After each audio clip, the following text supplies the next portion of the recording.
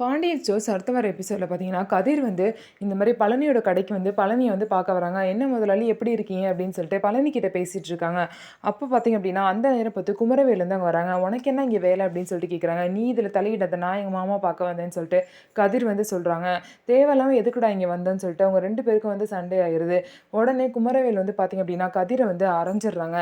இதை வேணும்னே சுகன்யா பார்த்தீங்க அப்படின்னா வீடியோவாக எடுத்து ராஜிக்கு அனுப்பிச்சிடுறாங்க. இந்த மாதிரி குமரவேல் வந்து கதிர் அடித்த வீடியோவை ராஜி பார்த்தோன்னே ரொம்பவே ஷாக் ஆயிடுறாங்க.